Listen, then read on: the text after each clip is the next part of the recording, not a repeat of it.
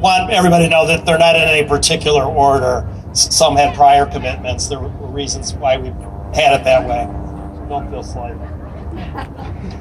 Haley Stevens. I want everybody to remember this name. Haley Stevens. Yeah, they remember it already. Haley.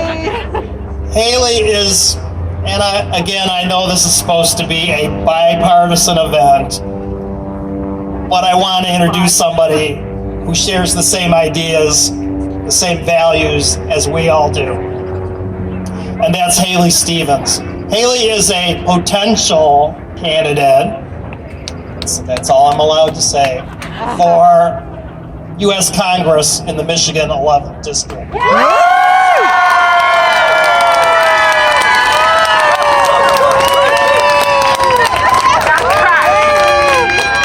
Wow, and this whole time I feared saying that for people saying this is not political, this is not political. So let's say it again for Haley. Haley has been very active in politics. She was a policy advisor on health and the environment, a policy strategist in the Obama administration. She was also a policy advisor in Senator Clinton's 2016 presidential bid. Her credentials are amazing. She told me she wanted to do her own introduction when I asked her to speak today. So that's all I'm going to say. I'm not sure what she's going to say about herself. But I know that you are going to hear more. God, I just did like a Trump thing. My bad. Sorry.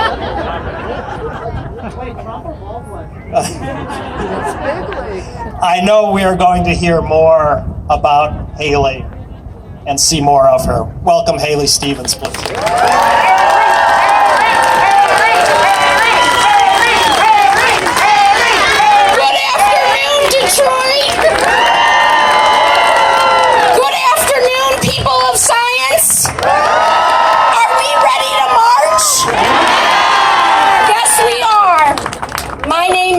Stevens. I am a woman in science. Yes. I have worked in a manufacturing research lab. And I am here today because I never thought we would be fighting for the right to think. Growing up here in Michigan, I learned that America was the greatest country in the world, that we had the best hospitals filled with the smartest doctors, that we could solve any problem, that we could invent things like the internet and smartphones. And yes, I remember being promised a flying car. I'm still hoping for that one. I have believed all of that and more, and I still do.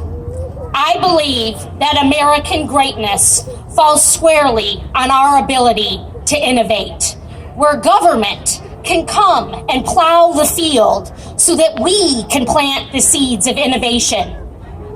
Because we are a country of makers. We are a region of makers. We are a metro and a Detroit of doers. We have led the 21st century squarely because the people who live here are able to turn big dreams into realities. That we allow the best minds to come here and flourish. We can't afford a race to the bottom. We cannot afford the ripping away of investments in critical innovation and research, from the space race to the binary code to health to water. I remember, yes, water. I remember in college under George Bush, picking up those science books, leaning into compelling fields because I was concerned about having to preserve fact over demagoguery.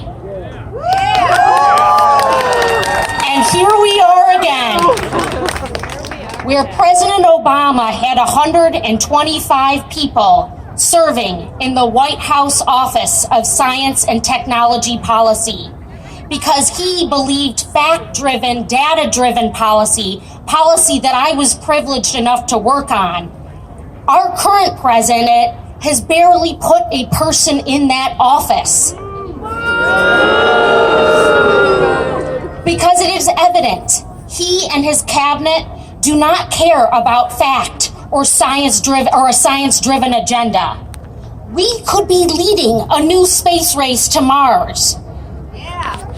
But yet, here I stand with you, demanding to let our scientists be allowed to do their work without censorship from our own federal government. I stand here demanding with all of you that our scientists, our doctors, our mathematicians, and our teachers be allowed to think and teach freely, to speak freely, to report their findings freely. And honestly, I know that honesty is not something this administration cares much about. But guess what? We do.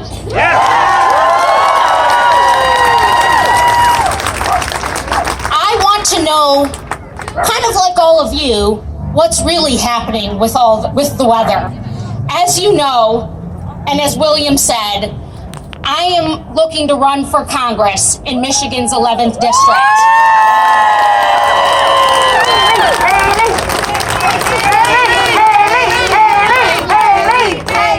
You may have heard of my opponent. Some of you know him by the less than flattering but very accurate title of the Foreclosure King. I'm not here to bring up his history of stealing family homes for his own personal profit. I am here to talk about his voting record. Because just last month, this man continued his party line voting in support of Trump's silencing of the science community.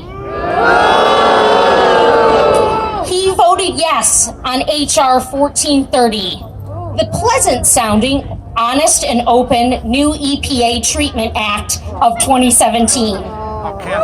This bill prohibits the administration of the EPA from proposing any action or regulation that uses science which is not publicly available.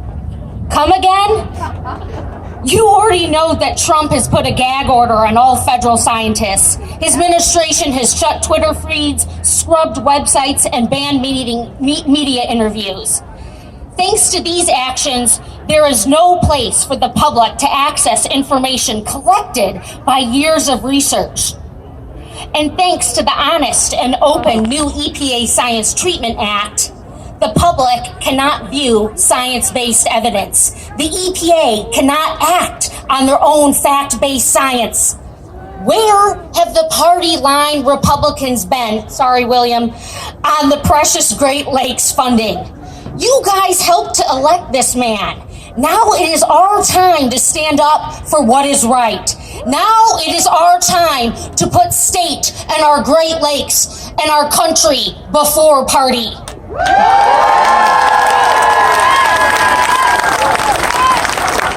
Trump administration, with the help of a very wealthy, very self-indulgent led Congress, is not only encouraging ignorance, but they are stopping further innovation. We are talking to you today. We are together here today because this is wrong.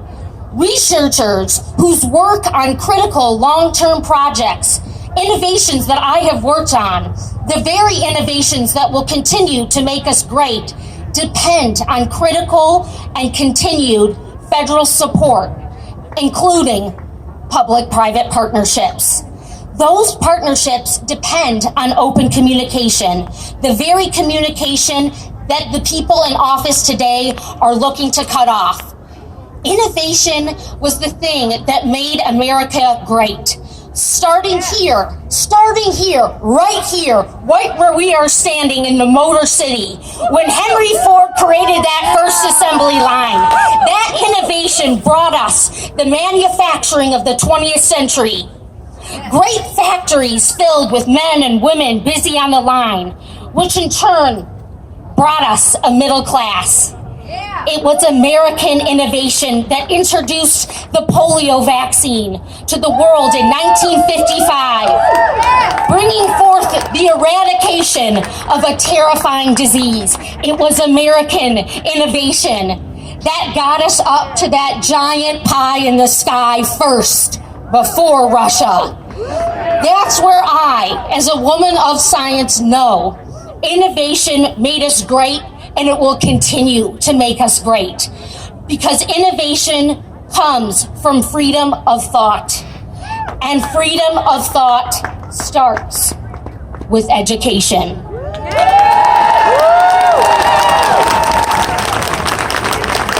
So when President Trump was just a celebrity and not a politician, I launched a STEM education program called Digital Days. Digital Days has exposed over 200 middle school and high school students to digital manufacturing concepts and processes. And I didn't just stop with young students. I worked to create the country's first training program for digital manufacturing for people of all ages and professions. And I've been the only woman on the team. I know what it takes to get your voice heard in a lab full of men. I started Digital Days for the very same reason I stand before you today. I stand here, a woman of science, refusing to go back. I am only interested in forward progress because I believe and I know our best days are ahead. I believe we are still a land of dreamers, innovators, and yes, scientists. We can be and we are the place of tomorrow here in Detroit, in Metro Detroit. But if our government continues to stop investing in innovation, that's under threat.